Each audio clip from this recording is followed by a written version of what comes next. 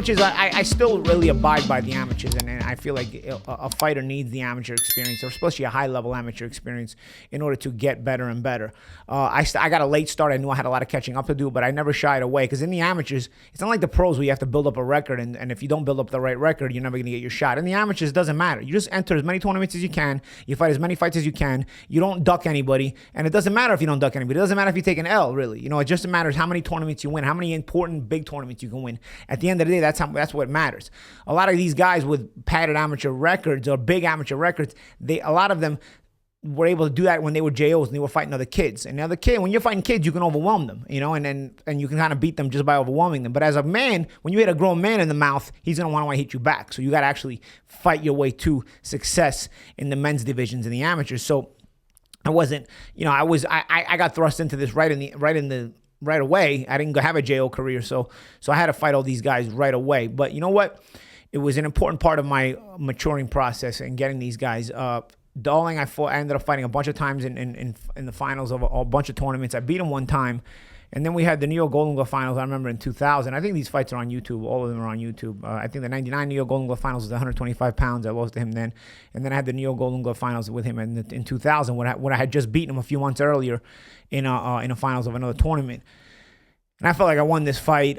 They went to a split decision, and they gave it to him. But we were fighting on a computer scoring system that night, I remember. And they said, I was told that somebody pulled the plug, or somebody stepped on the plug and pulled the plug on the computer scoring system. So they had to go to the backup paper judges, and they gave him a split. I mean, I thought it was total bullshit, which I'll probably always think it was. But nonetheless, I think that they knew Darling was about to turn pro, so they wanted to send him away with a good sending off with another Golden Gloves title. But again, either way, when I look back on it, frustrating as it was, without this kid, I wouldn't have become the fighter I became. As a matter of fact, when Darling ended up going pro, that's it. Now I became the guy in the amateurs in New York. I became the man at that weight class, so they knew I had always been fighting him in the finals. And I ended up getting to represent New York at the Nationals. And I won everything. I won the U.S. Championships as well. I won every New York tournament that year.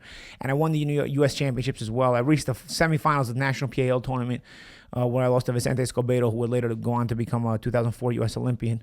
But I mean, I became very, very dominant in that year after Darling turned pro, and it really showed me. That's when I started realizing all the hard work that I'd put in just because of Darling, just because of the fact that he was motivating me constantly, just wanting to get better and better. Now I had gotten so good, and I was continuing to excel. That now with him not around, I was just mowing through the whole weight class, and I was mowing through the weight. Even at the Nationals, I won the U.S. Championships and became the #1 ranked lightweight in the United States and the amateurs in my weight class. So it was an important maturing process. But basically, the moral of the story is this: that's the hardest punch I ever took, and the moral of the story is, that's when you have your failures. That's when you have to most get yourself back up and dust yourself off and use those failures as motivation. That's the most important thing. They say you fall off a horse or you fall off a motorcycle, you got to get right back on the bike, or you got to get right back on the horse right away. Otherwise, you're never going to do it again.